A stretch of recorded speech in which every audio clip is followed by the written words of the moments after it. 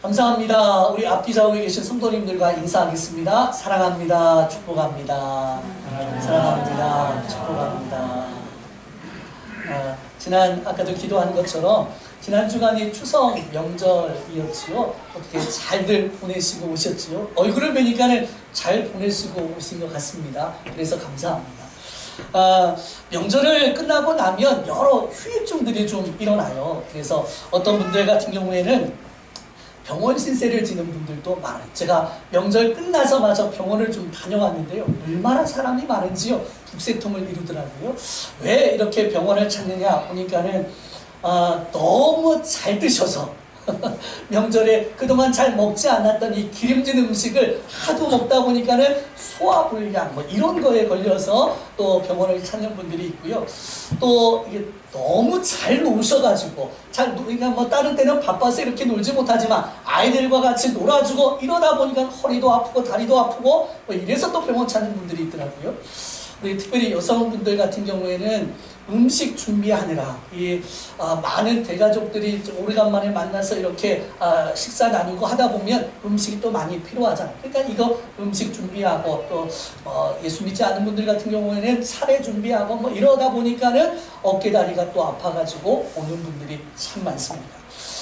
이런 명절을 지나다 보면 계획하지 않았는데 요즘 조금 이런 갈등의 문제가 생기는 경우들이 있어요. 부부간의 갈등의 문제, 또 부모와 자식 간의 어떤 갈등의 문제가 일어나기도 합니다.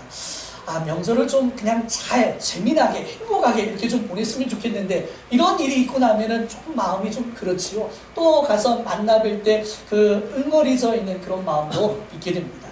부부간에 이 남편과 아내 가운데도 문제들이 있어요. 말 한마디 잘못했다가 이것이 큰 문제가 되는 경우도 있죠. 그래서 명절 때 남편이 아내에게 절대 하지 말아야 될 4가지 말이 있다고 합니다. 첫 번째 말은 처갓집은 왜? 이런 말이래요. 이건 무슨 말이냐면 농담이라도 처갓집과 관련돼서 어떤 비판이라든가 어떤 조금의 불편한 말 하면 안 된다고 합니다. 남자분들 꼭 기억하셔서 처갓집에 관련된 이런 이야기 굳이 안 해도 될 것 같아요. 또 두 번째, 당신은 잘 몰라. 나는 조금 그 아내를 좀 이렇게 좀 낮게 여겨서 이렇게 표현하는 경우들도 가끔 있어요. 그런 말 하면 안 된다고 합니다. 세 번째는 투덜거리지 마. 누구 엄마도 열심히 이렇게 잘하잖아. 비교하면 안 됩니다. 비교하는 말 하지 마시고, 마지막으로 4번째는 남들도 다 하는데 뭐가 힘들어? 라고 하는 이런 말. 남들도 힘들지만 다 하는 거예요. 그러니까 절대 이런 말 하지 마시고 꼭 해야 되는 말이 있다고 합니다. 명절이 끝나고 나면 당신 고생 많이 했어. 당신이 최고야. 한번 해보실까요? 우리 남자분들만 시작. 당신 고생 많이 해서 당신이 최고야. 안 하신 분들은 집에 가셔서라도 꼭 한 번씩 이렇게 이야기해 주시면 가정의 평화와 또 반찬이 바뀌어지는 그런 은혜가 있을 줄 믿습니다. 감사합니다. 명절을 이렇게 지나고 났더니 벌써 9월의 마지막 주일입니다. 오늘이 30일이에요. 그리고 이제 내일부터 10월 달이 시작되는데요. 2018년도가 엊그제 우리 시작한 것 같은데 벌써 9개월이 지나가고 이제 딱 3개월 남습니다. 10월, 11월, 12월 어떻게 보내셨나요? 나름 어떤 계획하고 준비하고 계셨던 것들이 잘 진행되어졌는지 한 번 다시 점검해보고, 무엇보다도 하나님의 말씀의 기준에 맞춰서 내가 그 말씀대로 좀 잘 살아가고 있는지 다시 한번 점검해보시고, 우리를 통해서 하나님의 영광이 드러날 수 있는 그런 멋진 삶을 살아가시는 저와 여러분들 되시기를 소망합니다. 자, 그렇습니다. 저희 교회는 지금 계속해서 사도행전 말씀을 강해하고 있습니다.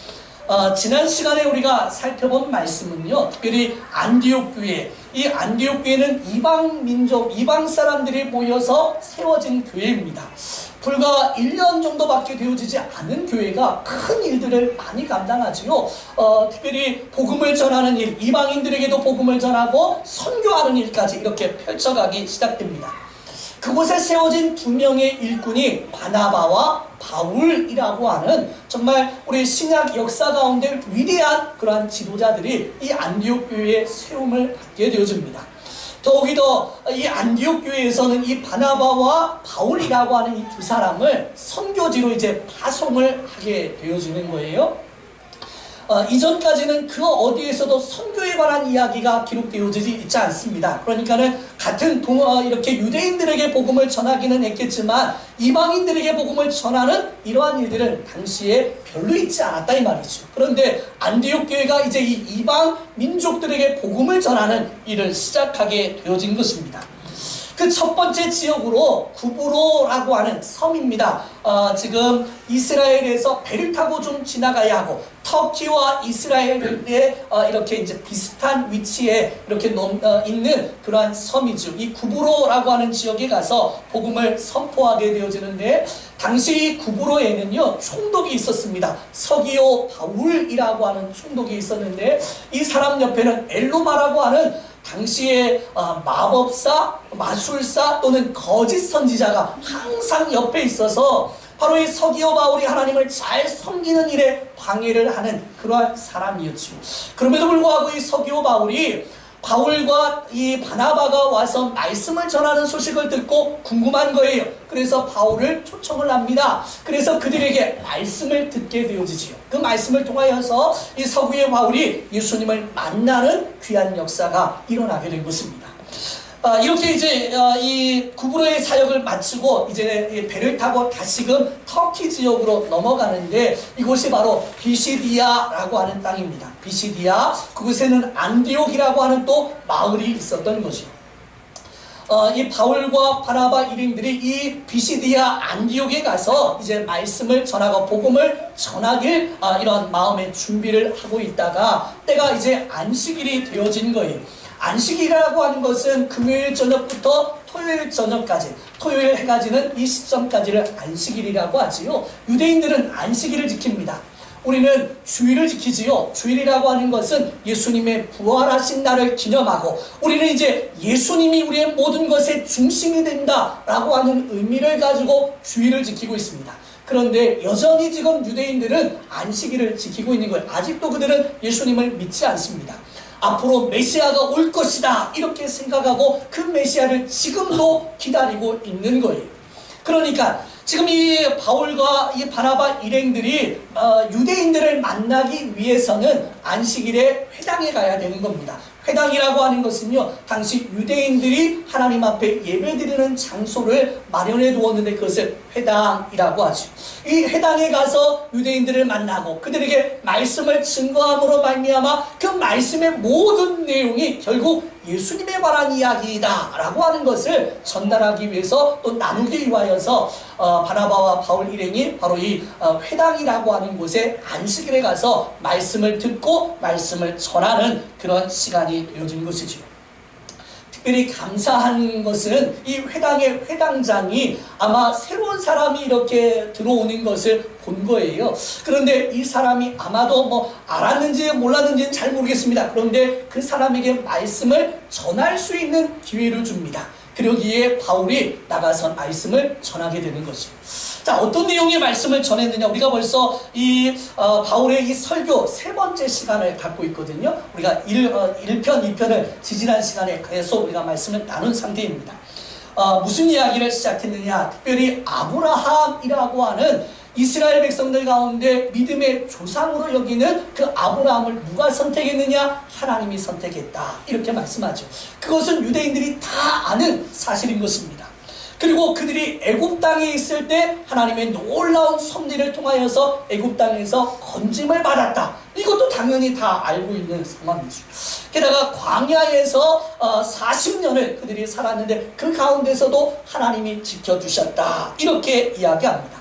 결국 그들이 이제 약속의 땅 가나안에 들어갔는데 이 가나안에 들어가서 사울 이제 왕정으로 시작되어지는 사울 왕 다윗 왕 이렇게 이어지는 시기에 결국 사울 왕은 하나님 앞에 마음이 없었던 거예요. 그래서 그 사울 왕을 하나님 버리고 하나님의 마음에 합한 사람을 세웠는데 그 사람이 다윗이었다. 이렇게 이야기하죠.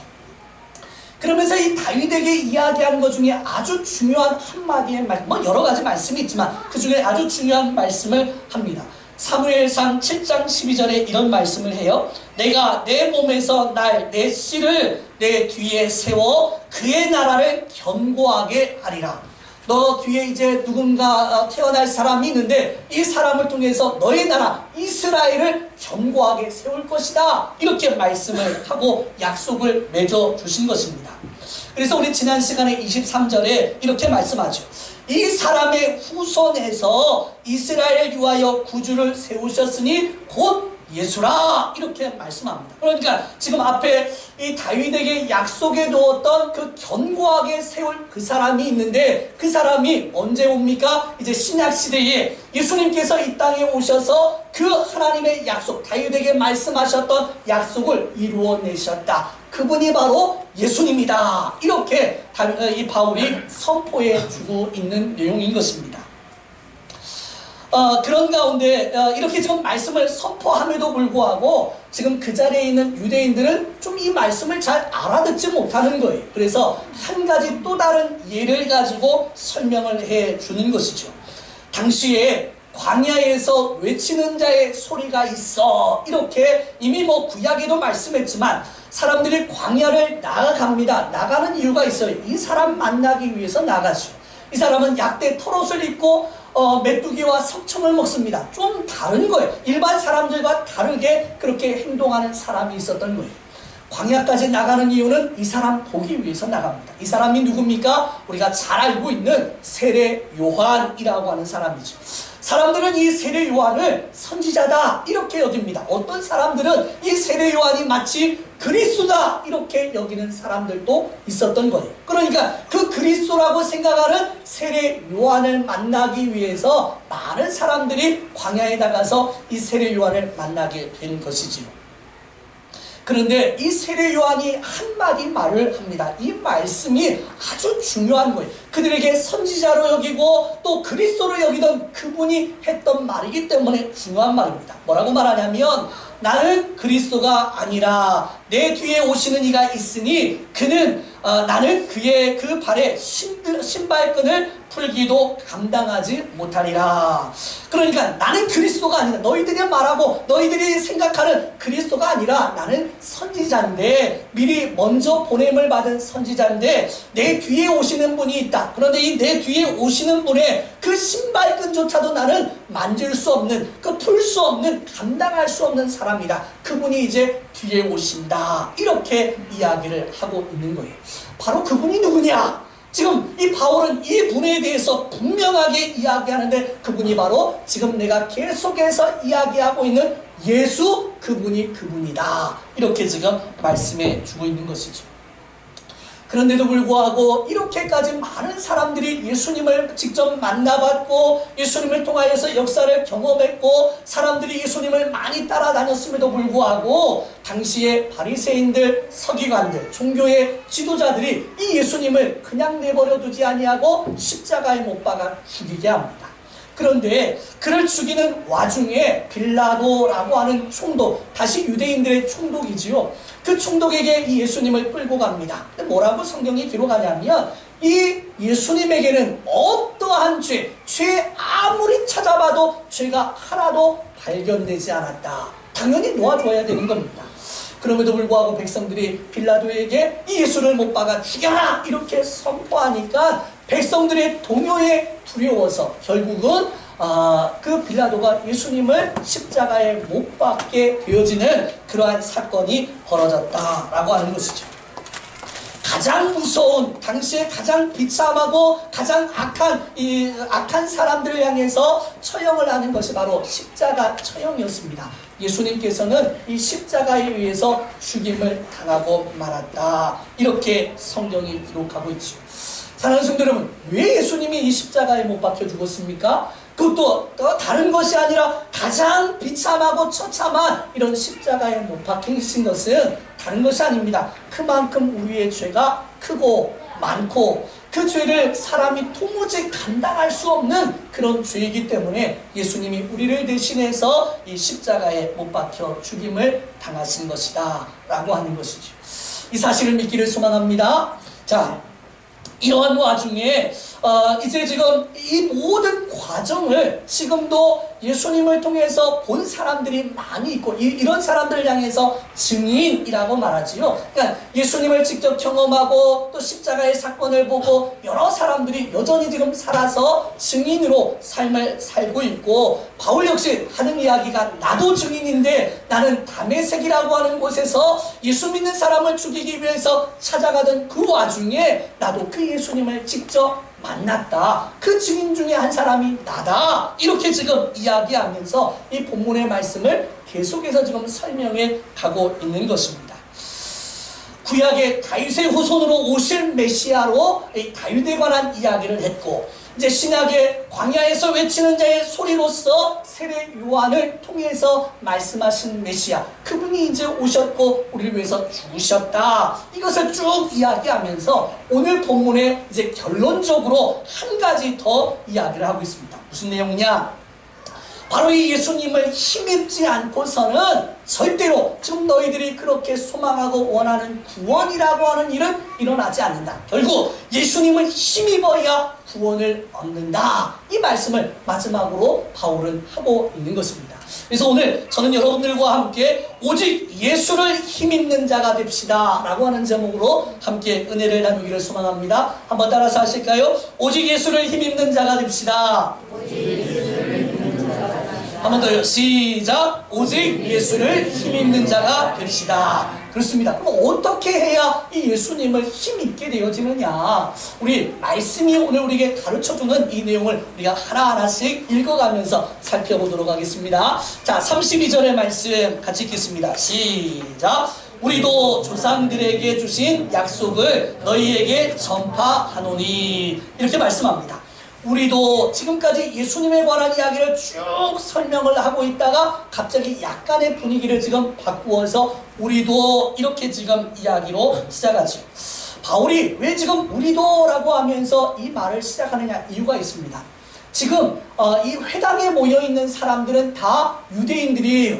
유대인들은 예수님을 구주로 믿는 사람들이 아니라 이 말입니다. 그런데 지금 이 바울이 끊임없이 이 구약의 이야기와 세례 요한의 이야기까지 하면서 이분들이 이야기하고 있는 분이 바로 예수님이다 이렇게 말하니까 아마도 생각하기에 저 사람 도대체 뭐야? 이렇게 생각할 수 있는 거지. 당시 예수 믿는 사람들에 대해서 이단이다 이런 이야기가 당시에는 있었습니다. 그러니까 지금 이 사람이 이단적인 이야기를 하고 있는 것 아니겠느냐, 아마 이렇게 생각할 수 있는 것이죠. 그래서 바울이 좀 분위기를 다시 바꿔서 하는 말이 우리도 라고 이야기를 하고 있는 거예요. 너희들이 믿는 구약에 그렇게 말씀해 주셨던 그분의 그 이야기 우리도 똑같이 믿고 있다 라고 하는 의미이죠. 그러면서 한 가지 더 이야기합니다. 조상들에게 주신 약속을 이라고 말합니다. 조상들에게 주신 약속을 이라고 하면서 바울이 지금 조상들을 통해서 받은 약속을 지금 강조해 주고 있는 거예요.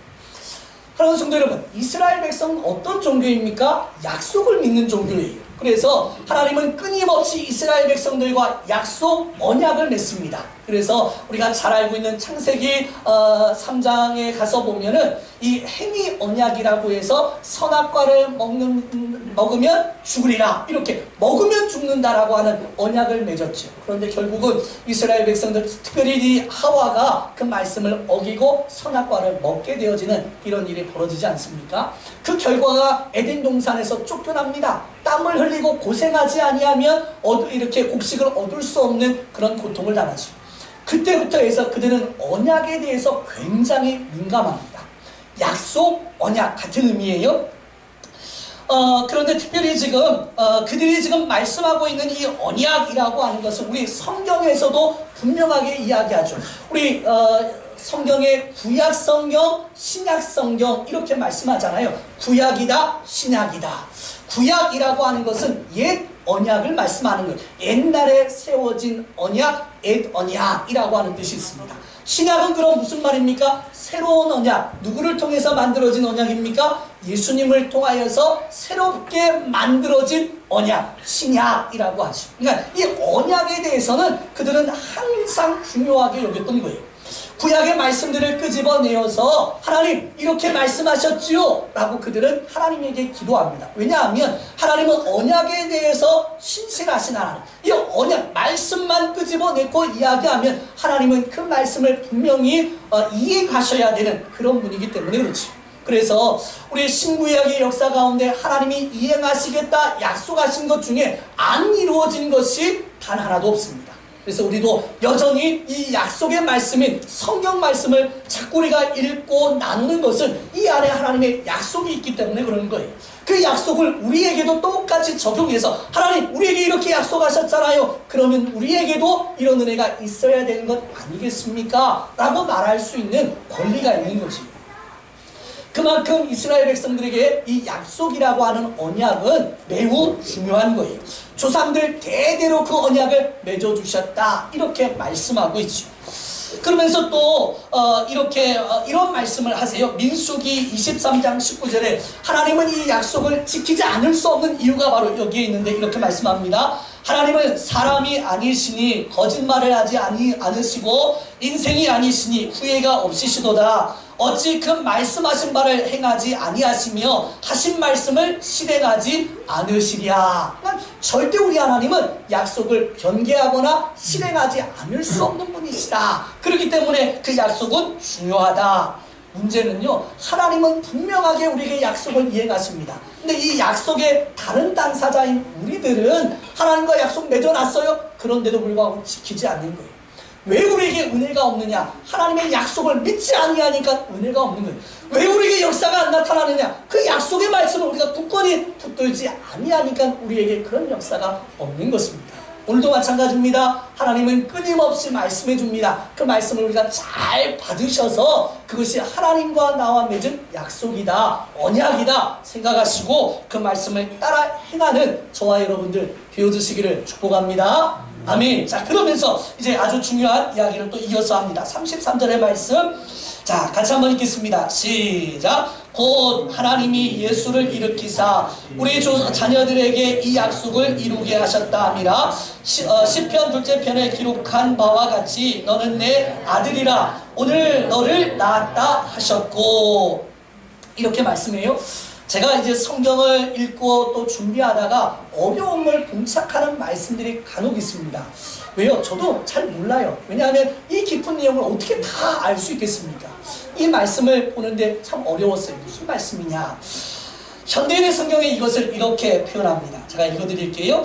하나님은 예수님을 다시 살리심으로써 그들의 후손인 우리에게 그 약속이 이루어지게 하셨습니다. 시편 둘째 편에도 예수에 대하여 너는 내 아들이라 오늘 내가 너를 낳았다 라고 쓰여 있습니다. 이렇게 표현하고 있습니다. 우리는 뒤에 있는 말씀을 먼저 생각을 해야 될 것 같아요. 너는 내 아들이라 오늘 내가 너를 낳았도다. 시편 2편 7절 말씀에 있는 말씀입니다.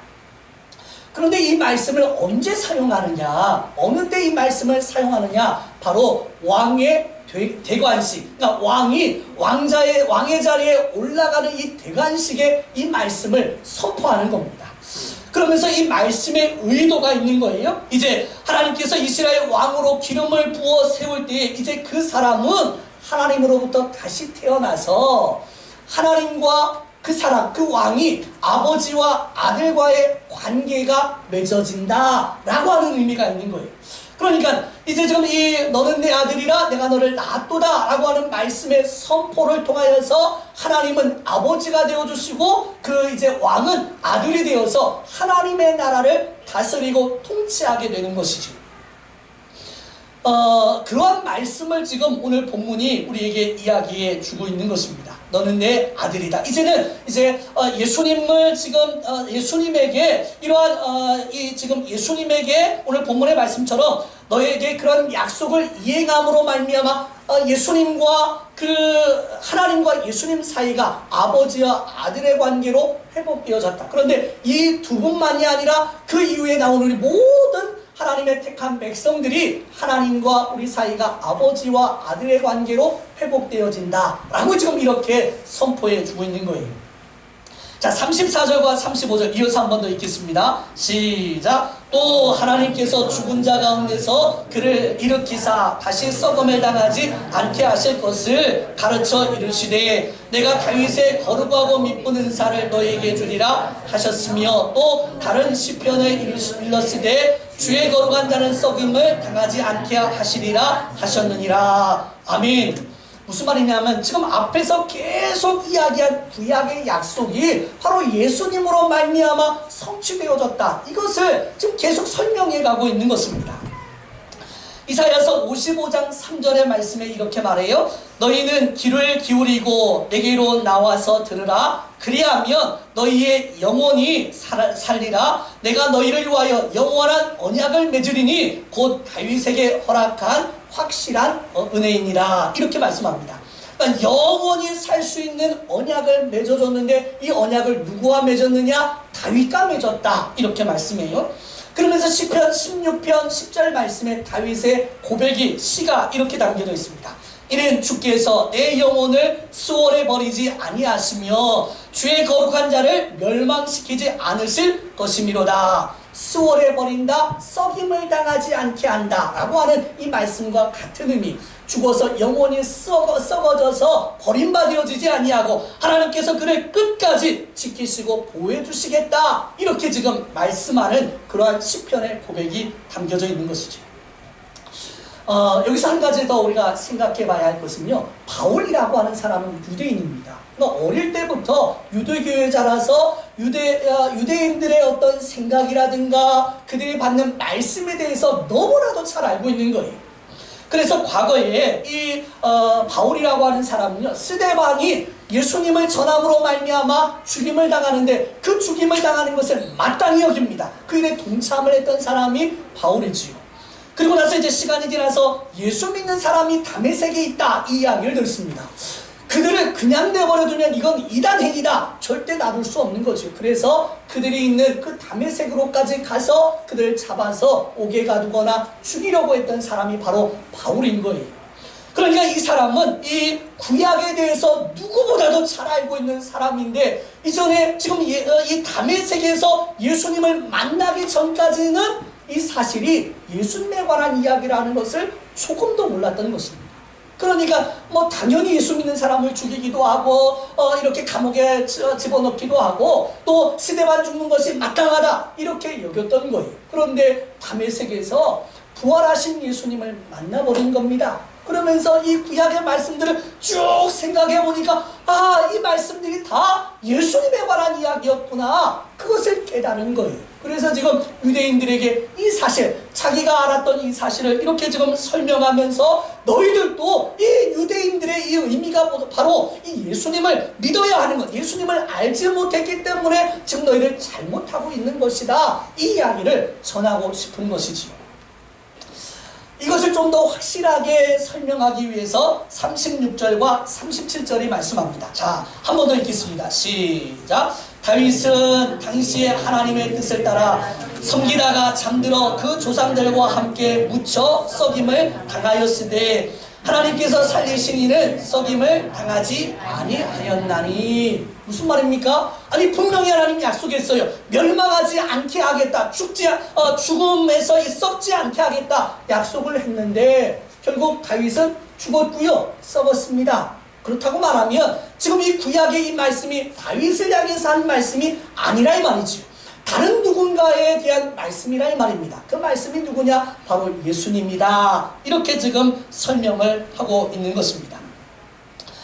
예수님께서는 하나님께서는 예수님을 다시 살려주시고 썩임을 당하지 아니하도록 우리 하나님이 그렇게 은혜를 베푸신 거예요. 이제 그러면서 마지막 이 바울이 정말 하고 싶은 말씀을 이제 38절과 39절에 이야기합니다. 제일 중요한 말씀, 이 설교의 가장 핵심이 되는 말씀이 오늘 38절과 39절의 말씀이에요. 자, 같이 한번 읽습니다. 시작. 그러므로 형제들아, 너희가 알 것은 이 사람을 힘입어 죄사함을 너희에게 전하는 이것이며, 또 모세의 율법으로 너희가 의롭다 하심을 얻지 못하던 모든 은혜도 이 사람을 힘입어 믿는 자마다 의롭다 하심을 얻는 이것이라. 할렐루야. 아멘. 무슨 말씀입니까? 그러니까 이 모든 말씀, 너희가 지금 예수 그리스도를 만약에 알고 믿었다고 하면 이 모든 문제는 해결된다, 이 말인 거예요. 하나님께서 살리시고 썩지 않게 하신 분이 바로 이 사람인데, 이 사람은 앞에서 지금 이야기하고 있는 너는 내 아들이라 오늘 내가 너를 낳았도다 얘기했던 바로 그분 예수님이라 이 말이죠. 그래서 이 예수님으로 말미암아 우리에게 죄 사함의 은혜를 얻게 되어지는데, 이 죄 사함의 은혜를 얻는 사람에게는 모세의 율법에서 너희가 의롭다 하심을 얻지 못했던, 모세의 율법의 기준에서 의롭다함을 받지 못한 그 사람이라 할지라도 예수를 믿으면 그 사람도 구원을 받고 의롭다함을 받는다. 할렐루야. 이런 역사가 일어나는 것입니다. 우리 유대인들은요, 율법을 지켜요. 율법을 총 614가지를 지킵니다. 이 614가지 중에 하라, 이것은 꼭 너희가 해야 된다 하면서 선포하는 율법이 245가지입니다. 또 반대로 이것은 절대 하면 안 된다 라고 하는 것이 365가지예요. 자, 이 총 614가지를 다 지켰는데 딱 하나를 지키지 못했어요. 그러면 어떻게 됩니까? 이스라엘 백성들, 유대인 입장에서는 율법을 어기게 되는 거예요. 율법을 어긴 자에 대한 대가와 그런 책망을 받게 되는 것이 바로 율법이라고 하는 것입니다. 생각해 보세요. 여러분, 이 많은 율법을 지킬 수 있겠습니까? 말도 안 되죠. 지킬 수 없습니다. 형식적으로는 할 수 있을 줄 모르지만 정말 마음을 담아서 그 의도를 알고 이 율법을 지키는 사람은 아마 거의 없었을 것입니다. 그럼에도 불구하고 그들이 하는 말이 나는 율법을 지켰습니다. 나는 율법에 있는 말씀을 다 행했습니다. 이렇게 말하죠. 거짓말입니다. 지킬 수가 없는 거예요. 지금 이 바울이 이야기하는 이 모세의 율법으로 율법에 의해서 우리가 정죄함을 받는 모든 그 사람이라 할지라도 누구를 통해서? 예수님을 통해서. 그 예수님을 믿기만 하면 이 모든 죄 문제가 해결되어지고 구원을 받고 의롭게 되어진다. 바울이 지금 이 이야기를 하고 있는 거예요. 얼마나 좋습니까? 이것은 아마 유대인들에게 있어서 정말 행복한 말씀, 정말 듣고 싶은 말씀인 거예요. 그럼에도 불구하고 전혀 이 말씀을 이렇게 전해줌에도 불구하고 깨닫지 못하고 있는 것이 바로 지금 그 현장에 있던 사람들이죠. 오늘 우리도 마찬가지입니다. 이 귀한 말씀을 이렇게 선포함에도 불구하고 예수 만나는 것이 얼마나 귀한 줄 몰라요. 그러면서 그냥 형식적으로 교회를 나옵니다. 예수 믿는 척만 합니다. 얼마나 안타까운지 모릅니다. 예수를 만나는 것은요, 이 인생이 완전히 바뀌어지는 거예요. 하나님이 주시는 최고의 복을 누리는 은혜인 줄 믿기를 소망합니다. 아멘. 자, 우리가 조금 전에 함께 불렀던 찬양이 있습니다. 287장. 예수 앞에 나오면 모든 죄 사하고 주의 품에 안기어 편히 쉬리라. 우리 주만 믿으면 모두 구원 얻으며 영생복락 멸류관 확실히 받겠네. 예수만 믿으면. 우리가 뭐를 잘해서가 아니고, 우리가 뭐 대단한 일을 행해서가 아니고, 오직 예수를 믿기만 하면 하나님이 이렇게 행하신다. 이렇게 말씀합니다. 자, 사랑하는 성도 여러분, 우리 40절과 41절 말씀 같이 한번 읽겠습니다. 시작. 그런즉 너희는 선지자들을 통하여 말씀하신 것이 너에게 미칠까 삼가라. 일러스되 보라, 멸시하는 사람들아, 너희는 놀라고 멸망하라. 내가 너희 때를 당연히 한 일을 행할 것이니 사람이 너에게 일러줄지라도 도무지 믿지 못할 일이라 하였느니라 하니라. 아멘. 이제 말씀을 마무리하면서 바울이 하는 이야기입니다. 선지자를 통해서 너에게 이미 이야기했던 말이 너희에게 미치지 않을까? 너희들 제발 좀 조심하고 삼가해라. 정말 중요한 이야기 너희에게 다 해놨는데 그것을 믿지 아니하면 결국 이러한 심판을 받는다. 이렇게 말씀하는 거예요. 그러면서 멸시하는 사람들아 이렇게 말합니다. 하나님의 말씀을 들었음에도 불구하고 믿지 않는 사람을 향해서 멸시하는 사람들이다. 이렇게 말을 하는 거죠. 오늘도 마찬가지입니다. 이 시대에 수많은 사람들이 하나님의 말씀을 멸시합니다. 들으려 하지 않습니다. 복음을 전하다 보면 이게 제일 안타까워요. 좀 들었으면 좋겠고 좀 나와서 말씀을 듣고 정말 이러한 새로운 세계가 있음을 알고 이 은혜를 좀 체험했으면 좋겠는데 그러지 않는 거예요. 근데 이미 성경이 그렇게 이야기 다 해놓은 거죠. 하박국 1장 5절에 이렇게 말합니다. 여호와께서 이르시되 너희는 여러 나라를 보고 또 보고 놀라고 또 놀랄지어다. 너희의 생전에 내가 한 가지 일을 행할 것이라 누가 너희에게 말할지라도 너희가 믿지 아니하리라. 하박국 선지자가 이야기한 말씀을 선포해도 그들이 듣지 아니하고 믿지 아니할 것이다. 결국 심판을 받을 것이다. 심판의 날에 이러한 일이 우리에게 있지 않기를 소망합니다. 하나님의 말씀을 우리가 잘 받아 먹음으로 말미암아 우리는 하나님의 은혜와 긍휼, 이 영생 복락 멸류관을 누리는 그러한 우리 모든 성도님들 되시기를 소망합니다. 말씀을 정리합니다. 사랑하는 성도 여러분, 바울은 지금 조상들에게서부터 주어진 언약의 말씀이 무슨 말씀이냐? 구약의 모든 말씀을 의미하죠. 이 말씀이 누구를 이야기하느냐? 바로 예수님에 관한 이야기인데 이 예수님을 구주로 영접할 때 죄사함을 받고 영생복락을 누릴 수 있음을 오늘 분명하게 우리에게 말씀해주고 있는 거예요. 이 은혜가 우리 모든 성도님들에게 임할 뿐만 아니라 우리를 통해서 다른 많은 사람들에게 임하여져서 그들이 예수 만나는 은혜를 즐거움을 누릴 수 있는 그런 은혜가 우리를 통해서 우리 성문교회를 통해서 일어나시기를 간절히 축복합니다. 아멘. 기도하겠습니다.